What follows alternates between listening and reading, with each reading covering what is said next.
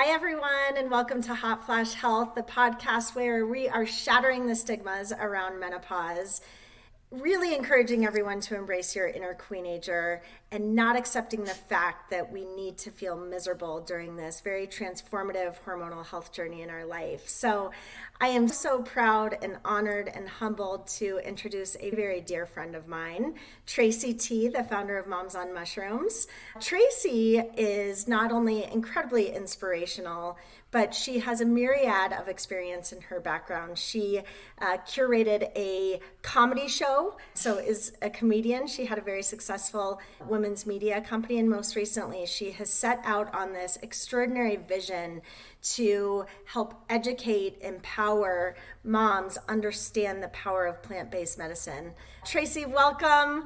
The universe works in such crazy ways, and that you and I were connected many years ago after I stalked you and said I have to know and be a part of what you're doing, and here we are today. So Here I'm we humbled by you. are. I love it. And I love you. I'm so happy to be here. Thank you. So Tracy has gone on to do some incredible things. I knew the moment I met you, you were on to something big, and it was so purpose driven. I have tuned into your Dr. Phil. She's been on Good Morning America. You've been on the Pierce Morgan. You've been featured in Rolling Stones and Fox News, really talking about what you were setting out to do. So tell us about Moms on Mushrooms.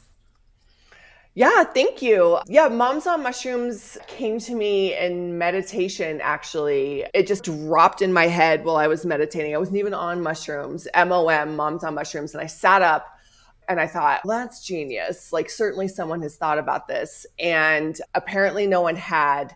And this set forth many months of me essentially lying on the floor begging God to find anyone else to bring psychedelics to moms but me. And this was obviously part of my own personal journey, which actually started really got kicked into high gear when I went into surgical menopause after having a full hysterectomy. And I really credit that transition, which is so abrupt and so insane. And I was 41 and walked into a hospital with hormones and left with hot flashes within 24 hours, but really started my high trajectory spiritual path, and which then eventually led me, as it does with many people, to just trying out plant medicine, which I found psilocybin magic mushrooms to be incredibly supportive in the palpable loss of my own comedy show in 2020 with the lockdowns and everything that happened, and losing a business that I had worked so hard to co-create, navigating the anxiety and the fear of telling a third grader about a pandemic and why she can't go to school, and all of the insanity that has ensued for the last 4 years. The mushrooms just came knocking on my door. And when I finally said yes, I just felt my life change dramatically, and it has changed dramatically. And one thing that I was really shown was that this medicine is here, I believe, to help moms, in particular Western moms, get through this sort of general, I almost want to say, curse of unhappiness that plagues most mothers. And modern Western mothers right now, we're in a bit of a pickle, emotionally, mentally, spiritually, physically, all the things. And I think this medicine is a great conduit to get moms not only reconnecting with themselves and their intuition and their knowing of who they are, but also to bring them together in community so that we can start to actually build the communities and tribes that we're so craving, that we need to help each other raise our kids. And so mom is just a big melting pot for that effort. So we have an online community, a private membership that's like Facebook for Moms on Shrooms. And we do online courses. We have a foundational 3.5-month course that's not necessarily about how to microdose, but more how to create an intentional microdosing practice, like a lifelong relationship with this medicine, because our culture does not offer any context about what it means to work with sacred plant medicines or entheogenic medicines. And then we have some really basic like one-on-one courses if you just want to learn about microdosing or even taking larger dose journeys and you don't want to follow hashtag psilocybin on Instagram, which is a terrible idea. And please, and if you Google it, it's even scarier. So I just said, what would a mom want to know about psychedelics if she doesn't know anything? And I was that mom. I didn't do drugs until I was in my mid 40s. And here we are. And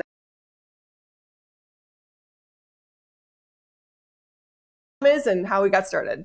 Thank you. And you have such an interesting calling, and you have always been so purpose driven, because when you had the Pump and Dump show, that was really you seeking out to fill people's buckets, right? Make women laugh, make mothers laugh in a very stressful time in their lives. And it's interesting how that, just the person you are, evolved into creating Mom. I read a Rolling Stone article about you that was so compelling, where you quoted, you said, "We need to wake up and be present. It's not just mommy's little helper. We don't need a helper. We need grounding and we need connection." And that really spoke to me. So you have a number of different elements with Mom of what you're setting out to do. I know one of them is really destigmatizing the power of psychedelics, so we can find that connection with one another. Tell us what you're seeing out there in our society with that stigma. Yeah, it's interesting. I think the knee jerk and the sort of fascination, if there is one, with moms on mushrooms is the idea that there's a bunch of mothers doing drugs, right? And the instant correlation is that it's mommy's little helper. And I didn't realize how irritating that phrase is to me until I was in this position.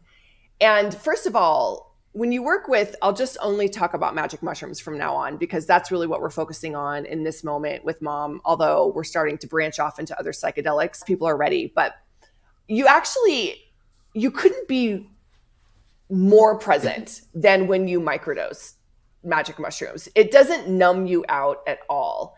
And what I've realized is that through the course of history, starting from chloroforming mothers while they give birth, so that they're not even here, they're not even present to the birth of the child that's coming out of them, all the way to, the obligatory bridge club or the afternoon martini or the mommy play date and the wine, or let's just have her take some Valium because she's a little bit sad and maybe she's depressed. There's always been this sort of pathetic understanding that moms are generally having a hard time, and society has let us like do a little bit, but it's never actually to heal. And so what I think is interesting about this medicine is that it's not band-aiding anything. If anything, it's illuminating all of the shit and the dark and the struggle that we haven't released or even acknowledged.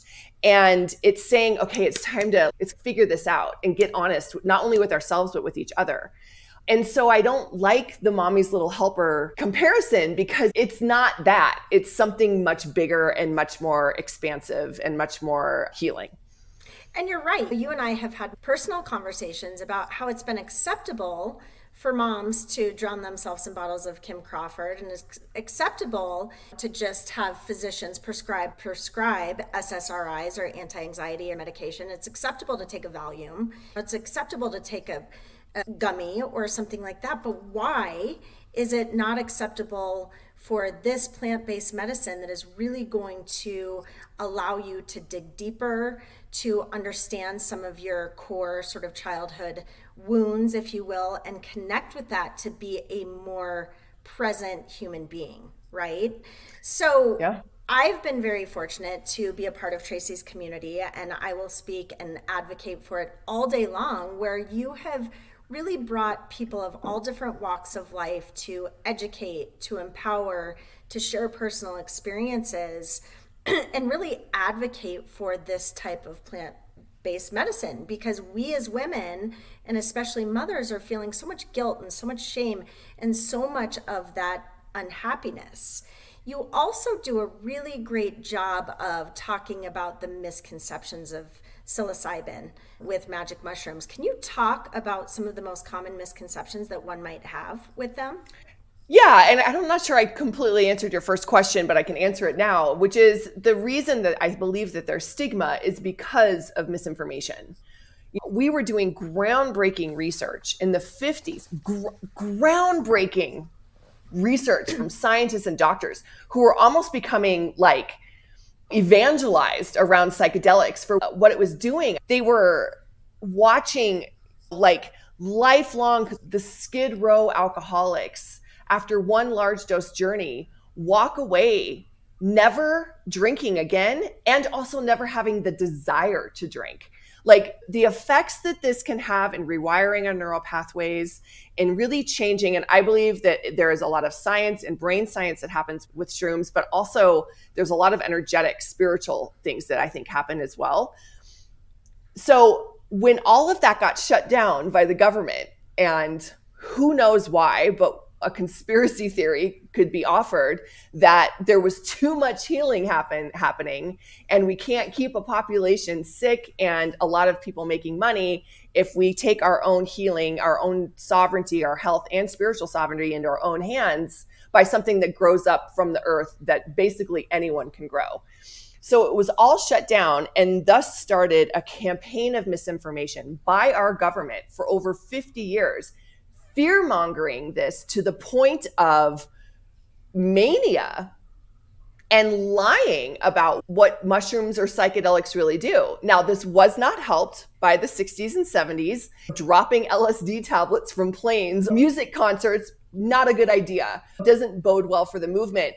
And a lot of people took advantage and took too many drugs, and we know those things to be true. But in this process, we lost any context of like actually what psychedelics do. So what are some misnomers? That psilocybin, which is the psychoactive, one of the psychoactive compounds in a magic mushroom. So psilocybin actually transmutes or metabolizes into psilocin when you ingest it. And it's psilocin that causes the hallucinogenic psychoactive properties in your body. So one is that, okay, this is toxic. It's a toxic drug. It's not. The Lancet put out an amazing study, I think it was in 2020, that ranked drugs by toxicity, danger to oneself, and danger to others. And look it up. The Guardian actually wrote a good article about it and made a really great graph. If you look it up, alcohol is the number one most toxic and most dangerous drug out there, more than cocaine. And psilocybin is, I think, second or last on the list. So our understanding of this, we have decided that it's something that it will fry your brain, but what it really can do is heal your brain.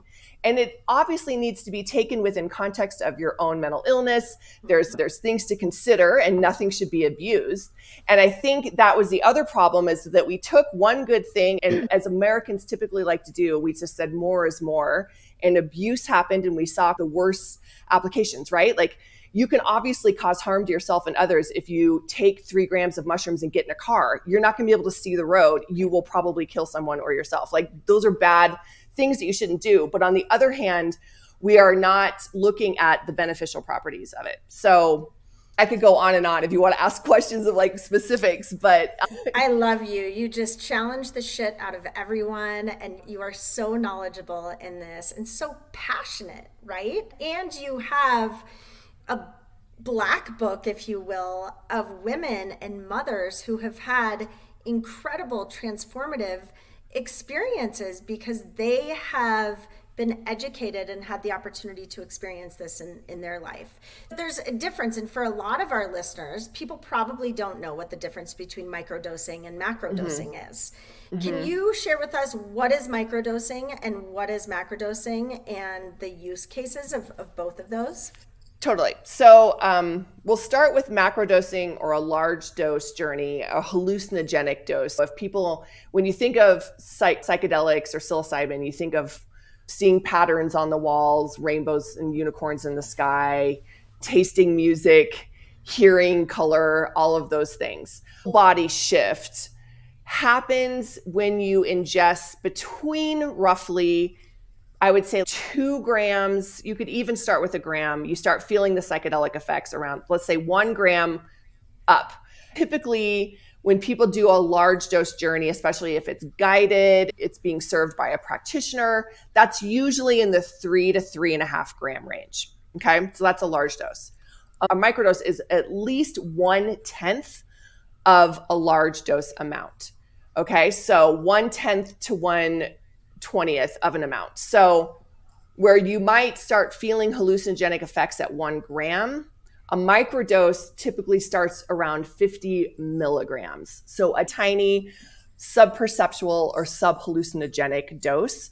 And the theory around it is that taking small doses consistently with integration days over time and having that medicine in your body could, and this I'm the first to admit, there is very little science on it because it's very hard to do a longitudinal study on microdosing factors. But if taken over time in small doses, you essentially achieve the same effect of taking a large dose in an afternoon over the course of 6 or 7 hours. And because the medicine is still allowing you to rewire your neural pathways and work with your brain so that you are illuminating negative behavior and given the opportunity, let's say by way of slowing down the autobahn of your brain, you're given the opportunity to change those negative behaviors in real time. And imagine if your brain is like a bunch of ski slopes that you ski every single time the trail exactly. You're allowing yourself to venture off into new, fresh powder and create a better way down the mountain. Ooh, and I love that's that what analogy. A microdose does. Yeah, I love that. And speaking from experience, who's been one who is a huge advocate and has been microdosing for me, although it's different for every individual based on what you're going through at that moment of your life, or if you're on any sort of SSRIs or anti-anxiety, for me, it's allowed me an opportunity to be more present in the moments. It's also allowed more creativity in my life. These aren't huge noticeable changes, right? It's not like earth-shattering, life-changing, but you notice these very subtle effects where I almost feel like it allows you to be happier. You're almost giving yourself the permission to be happier. But I'm curious, and all of the women that you have helped educate on this and they have embraced their own journey, what are some of the most common things that people are seeing when they do start to microdose in their lives? Yeah, I think you nailed some of the big ones. Presence is a big one. And we live in a very distracted society, and we're in a very heavily medicated society. We're a very toxic society right now. And for whatever reason, we can call it anecdotally, but people who microdose tend to find that their focus comes back and they are less triggered from external things, their external stimuli, and you're less activated by it. So then you can just easily drop in and you're not battling the distraction, nor are you battling yourself and maybe just, I have to keep going on to the next thing. It's all the hippie things come into truth, right? You're just like, hey man, that's cool. Yeah, let's sit down and play Legos with my kid. No big deal. For me, I say it like softens the frayed edges. And moms have a lot of frayed edges, right? Like if one extra stimuli touches that one nerve, forget it. And it just softens that. Creativity is a huge one. We talk to women and there's a kind of like big C creativity, right? Like women are, I started painting again. I'm playing my guitar again. I'm writing songs. I enrolled in a writing class, like really like outwardly creative things. But what we also forget with creativity is that also comes not only into business or into your job, but creative problem solving and just looking at something from a different perspective, because you're really it really helps you zoom out and emotionally detach from the circumstance so you can just see all sides. A lot of women, they want to feel less triggered by their children. That is very common. Patience is something that comes in a lot. Most women say on some level, whatever it means for them, like a deeper sense of spiritual connection. a more connection to nature. And when you pay attention to the trees and you stop to smell the roses and you actually understand what that means, like life just starts to become a little bit more magical. And then you share that with your children, and then your children are happier. And when your children are happier, you're less triggered. And when you're less triggered, everything just flows better. So it's just this like self-fulfilling prophecy. And it just, I think is just, it's caused by whatever happens in the brain of just slowing all that down and just focusing on the big things that are right in front of you. At Hot Flash Health, we're really trying to empower women who are perimenopausal or menopausal, going through that hormonal health journey. And being a 46-year-old woman who is smack dab in the middle of it, there's so much that happens during this time. Our sexual well-being is compromised. There's a lack of libido there. We're experiencing and certainly an increase in depression, anxiety because of a number of things that are happening in our life cycle. There's hormonal impacts. You know, also as a middle-aged woman, it's a very cool time because it's almost this awakening of the next chapter of our lives. And so I feel like there's a tremendous parallel between what you've just explained and what we as middle-aged women who are embracing that awakening or pivotal time and really finding ourselves again. Because oftentimes as aging women, we're losing our purpose as our children are getting older. Many of us have left our careers to be a mother. Our social circles and relationships are changing.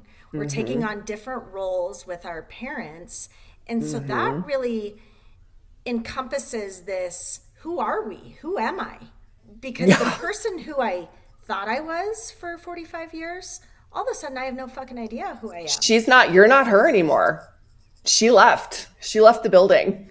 Yeah. So I really appreciate what you're doing because not only are we struggling with that, but you're providing education and information on how we can further open up that pathway. So thank you. The energetics and the spiritual part come of it, because when you start looking at all your changes, you have two choices, right? And women, menopause, I believe, is a deeply spiritual transformation.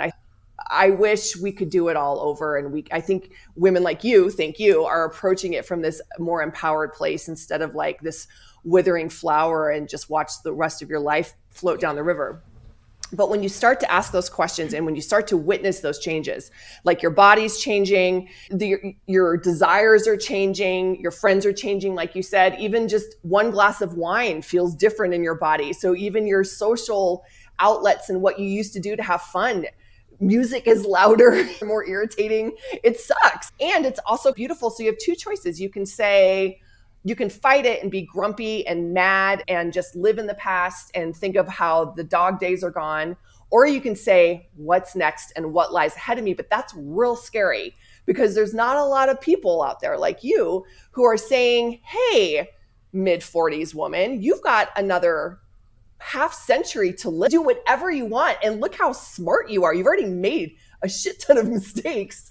Look at all the things you've learned that you can apply now. And I started actually, I think around like 40, I'm 48. So like maybe 45, I just started doubling when I had my birthday, I just started doubling my life. So like when I turned 45, I'm like, oh, I have another 45 years to go. And half of that was spent in childhood and not knowing and having the power to do anything. And now I've got 45 years to do, I can reinvent myself another 10 times. And I think that's where the medicine really comes in and helps open your heart. And that's where the energetics are. Psychedelics are really like a heart medicine, especially psilocybin. And we have grown up to protect our hearts so much. Thank God for Brene Brown and bringing vulnerability into the chat. But when you let your heart open and you start living from a heart space, instead of just all in your brain, and you allow yourself to let go of that past that's leaving, then have a lot of existential questions and you have a lot of things that you can do different. But it's a hard transition. That's what I'm trying to say. Yeah. But if we embrace it and if we have tools like what you're offering, and if tools people were actually more vulnerable, right, then perhaps there might be a shift because God knows that we need it. This world that we're living in is fucked up and it's terrifying for our children. So if there's just more moms on mushrooms, and I know that's been when you and I were speaking on a regular basis, you've been very high demand of speaking on different panels and really talking to people. And you've been very involved in making legislative changes and really advocating for that and educating people around the power of this versus SRIs, prescribe. What, in your opinion, would happen if more moms were on mushrooms? Oh, there'd be no war. My vision, I think I shared this with you, but my vision for mom is that 1,000,000 moms stand behind this medicine. I think if 1,000,000 mothers stand behind psychedelic medicine for mental health and healing, if 1,000,000 moms come out and say, this is what she looks like, right? Like, she's not dancing tripped out of her mind in the mud at Burning Man. She's wearing sweatshirts from Target and she's cooking dinner and she's watching Gossip Girl. Like, this is who she is, and she's healing. If we get 1,000,000 moms to stand behind it and say, we're not okay with being handed mommy's little helper anymore. We're not okay with settling for a life that is less than what we know is true. We're not okay with stifling our voices. If mothers do that. So how can we help do that? The first and foremost, I think, is recognizing that we are at a moment in history where we as women and as mothers have a real chance to change the narrative of everything, right? You are changing the narrative of menopause. We talk about words like trauma healing and ancestral healing and lineage healing and womb healing. Lots of healing happening in the world right now. And women are at the forefront of that because we have a lot of trauma that goes back hundreds, thousands of years. I think just making the choice to change and actually taking a long look in the mirror and looking at yourself and saying, I'm recognizing what my soul wants, and I want to rise to that level. And if psychedelics are calling to you, before you sign a change.org petition or something, create your own intentional relationship with the medicine. Learn what it means and bring some sacredness and ceremony back into your life. And which is a lot of unlearning the allopathic medicine that we've been taught, which is trusting, again, it goes back to trusting your intuition, listening to your body, being in touch with your body, being in touch with your soul. And until we get to that, we're not going to have 1,000,000 moms stand behind the medicine. We got to do the healing part first. And from my little corner of the world, I think shrooms can help. But there's a lot of other amazing ways that you can heal and that you can expand. But it's just taking that one step and actually saying, I want to change and I'm willing to do what it takes to make that change happen, which is oftentimes involves a lot of just like deep uncomfortability for a long time while you work through stuff. And then letting change happen, which is why menopause is so hard for people, right? You're watching your body morph into something you don't recognize, and there's not a lot you can do about it. I was about to say, there's no control, right? There's no control. With generalized anxiety disorder for my entire life, the reason I struggle with that is because I cannot control it. The same thing with menopause. It's going to happen to 100% of us women. We cannot control what is happening, and I think that's really difficult for women to navigate through. Obviously we have a huge mental health pandemic, and we have for many years. It's on the forefront and people are talking about it more, which is refreshing. There's been, in my understanding of psilocybin and magic mushrooms, there's been research around anxiety and PTSD and depression and that sort of thing. Mm-hmm. As women and as moms who are so predisposed to that because of what's happening in our lives, what have you seen with your community and moms in terms of anxiety and depression and this medicine really helping in that regard? That's a loaded question. We see a lot of change, but it's not just the shrooms, right? Step one, I would say 90% of the women who come through our community are taking one, if not several, prescribed medications. A couple of those are not even sure what they do or why they're taking them. That's just the truth. There's zero love to and prescribe with a side dish of fear. So if you don't take this, we don't know what's going to happen to you, and you're in such a level of distress that you can't afford to not know what's going to happen to you because you got to keep your shit together. So no judgment. And then we've gaslighted ourselves into saying that negative side effects are like part of the deal. Okay, I'm taking this and it's helping this, but now I can't sleep. All right, so then we add a sleep medication and just layer and layer, and it starts to just weave this web. So step one is like really taking a whole look at your holistic health and saying, what do I need? What don't I need? And why am I putting this in my body?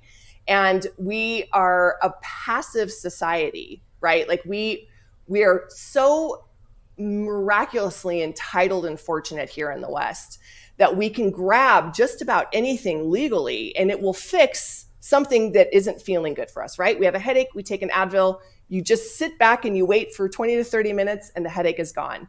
That's amazing. But what it's made is very like non-sovereign people because we don't want to work at anything. Yeah, right? It's like instant gratification. It's like Amazon. My kids just think you push a button and something's going to show up. Right. Same as the Advil. Like, so then we've also been taught that pain is bad. And I've learned this just because I've had so many surgeries with all my own reproductive problems. You know, you're taught that any sort of pain is bad. And certainly when you're healing from surgery, it is bad. You need to stay ahead of pain to heal. But when you go to a doctor and you say, I have this one pain, the immediate action is to remedy the pain, but not the issue.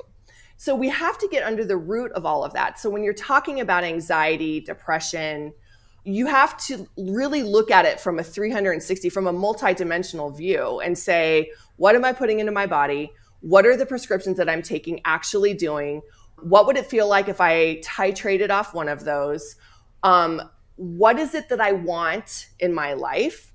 And how hard am I willing to work to get there? And then unlearn that if you don't feel great for a number of weeks or even months, that doesn't mean there's something wrong with you. It means you're healing and you're working through it. And women especially, we're not told that we can do hard things. We're not told that we can be sad for an extended period of time. We don't like hysterical women in this culture. We don't give ourselves permission to do that. We don't like our friends. Yeah, no, it's all of us. And a sad woman, a depressed woman, an angry woman, she can't be like that. So you're really bucking the trend of society if you just decide you're going to let yourself be sad until you can get to the root of it. So when you ask, what have I seen for microdosing anxiety? It's dependent on so many. If you can check even 60% of those boxes, even 40% of those boxes, like change will happen. And that's where, and again, microdosing is just a really gentle helper in that process. It's not the number one fixer. It's not going to fix anything if you're not willing to do the work. I always say that, like, we all have to climb over the fence, right? The fence of our anxiety, the fence of our depression, the fence of our rage or our trauma. We have to climb over it ourselves. And the mushrooms are just like underneath you, just like pushing your butt up over the fence, what they do. Totally. So many of us in menopause or perimenopause are struggling with our libido, right? Lack of sex drive. In your experience, have you seen mushrooms have an effect on that? Yes. I would say mushrooms are great for orgasm. Yeah. It's the mind-body connection, right? It's the connection to feeling your body, being in your body, and you're not like, yourself. Okay, is this going to be done like 2 seconds and out, pal? Come on, let's. Yeah, like actually appreciating pleasure and the impatience part. So that goes into self-loathing or body dysmorphia or hating yourself. And if you can heal that stuff, then it helps elevate sex drive. Now, from a physiological standpoint, there's not enough studies done in terms of the decline in estrogen or testosterone or progesterone. And does psilocybin have any effect on actual hormonal levels? It's inconclusive and probably not. What it will do is help your serotonin receptors. It'll help level out your dopamine. It'll help regulate serotonin and dopamine, serotonin specifically, so that you're in a better mindset. And again, like one of the big things that people feel when they start microdosing is like they actually feel themselves in their bodies. You know, so a big thing that happens when people start microdosing is, especially for mothers, is you get really tired for 2 or even 4 weeks, like so tired you just want to take the longest nap of your life. And that's because you are actually really tired in your real life, and your brain is finally talking to your body and they're finally communicating for the first time, maybe ever. And your brain is finally hearing the message that your body has been trying to send, that mama is tired and she needs to lay down and take a nap. But then the crazy loop is that you punish yourself for feeling tired or punish yourself for taking a nap. And then you blame the medicine for what just years of compounded exhaustion has done to you. I don't know. It's a really long answer to your question. Yeah, and I want to preface this by saying, first and foremost, Tracy knows an awful lot about this and is extremely knowledgeable, but she's not a physician. Not a doctor. Yeah, No. You're not a doctor. Tracy's not a doctor. She's simply educating and empowering around this plant-based medicine in her community. I think every individual needs to figure out what's a safe place for them and listen to that. So I just wanted to throw that disclaimer out there. When I talk about my experience with microdosing, the first question people ask, is it legal? Yeah. No, it's not. It's not legal. It's not federally legal. In the state of Colorado, it's decriminalized statewide, which means you can gift it, you can gather it, you can grow it. Will be, God willing, in 2025, additional layers of Prop 122 that passed here that will allow certain practitioners to be able to administer psilocybin, but we're a long ways from it being legal.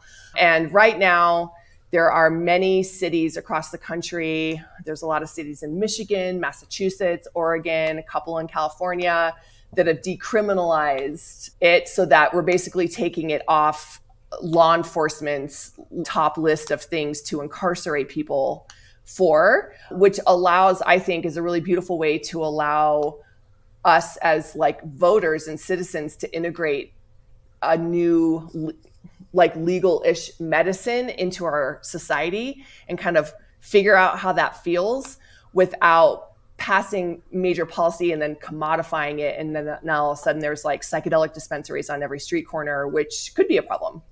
Could be a big problem. Yeah, huge problem looking at what happened with cannabis. And there's no regulation in this at this point in time, which can be a slippery slope. Yeah, because again, commodification is interesting because in commercialization, because you're basically just saying, and this is what we did with alcohol, it's the more is more thing. And if we just allow the market to be flooded with any Joe who wants to just sell shrooms in a bottle, and we don't actually have education, and we don't create respect for the medicine, we don't understand what it does, we don't understand the science, we don't take the time to learn that, which is what one of our number one missions is, to just empower people with knowledge. I actually could care less if you take shrooms or not. That's a totally personal decision, like you're saying. And yes, I'm not a doctor, but you should learn about it. You should learn the ins and outs, and you should educate yourself and make an informed decision. And if we move too fast with the laws, even though I would love for it to be legal, and I think it should be, it could, just knowing how our country does things and learning from cannabis, it's just too much, too soon, too fast, too big, too strong. And then you can get in trouble. A lot of us don't want that. Yeah, no, absolutely. You are so incredible for what you're doing. I would love for you to share some of the options if someone wants to get involved in MOM. What is available to mothers out there who want to learn and be a part of your community? Yeah. First, you can just find us at momsonmushrooms.com. That's the best. It's all listed there. We do have a private membership community. It's $2 a month. And that was really created to just let moms start talking to each other. I don't think that we need a guru, certainly not me, telling people how to take it. I think we can just talk and learn from each other's experiences. So think of it like Facebook for Moms on Shrooms, and all day people just post, ask questions, and really learn from each other. Using the shared experience of motherhood is our one commonality besides an interest in medicine. And so even if you have no concept and you're not sure if you even want to try it, but you just want to see what other people are doing, that's really what our community is for. Knowledge is power. Knowledge is always power, whether it's right for you. Perhaps you could share with what you've learned with someone who may be needing it. Yeah, 100%. And people do all the time. And then we have just informational courses to just spell it out for you, the how, the why, what the hell is microdosing. We have those just instant download courses. And then we have, if you're ready to get going and you want a safe and supportive environment, we have a 3.5-month course that we're really that's in a small cohort of 10 women or less. They'll really hold space for you. And so that you can create that relationship with the medicine, an intentional relationship, and you know how it feels in your body. You learn why you want to work with it. You start to trust your intuition again. And we're just helping you out and cheerleading you. And you're learning alongside other mothers who are starting at the same place as you. And there's just so much value in sharing your own experience and then hearing other people's experiences. And we don't get to do that a lot, certainly not in the medical world. And that's what we offer. And you're creating a safe space to do so, to share those vulnerabilities and the connection that I would imagine women are coming out of that with. You're creating lifelong friendships. I hope so. Yeah, I hope so. I think we're all, I'm really seeing an uptick in a real deep desire for people to gather in person again. I'm seeing it a lot this year.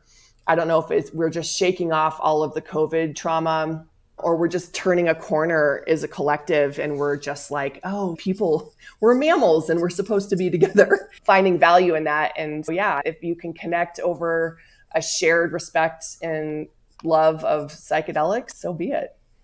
So what's next? What's next for Tracy T and Mom?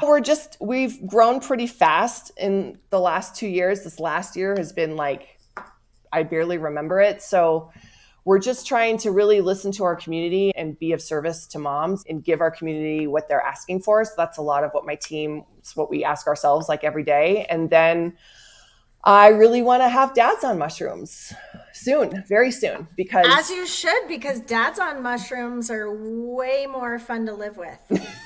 And women are hurting, but we're all hurting. They've got their own shit to deal with. Amen. So, you have something so powerful on your website that I hope each and one of you not only go to the Moms on Mushrooms website, but I'm going to recite it.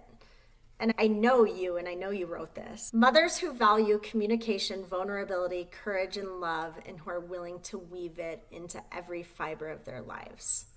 Mothers willing to raise our children in a new way that is detached from toxic, patriarchal, corporate, and religious dogma. Mothers facing their trauma and letting it go for good.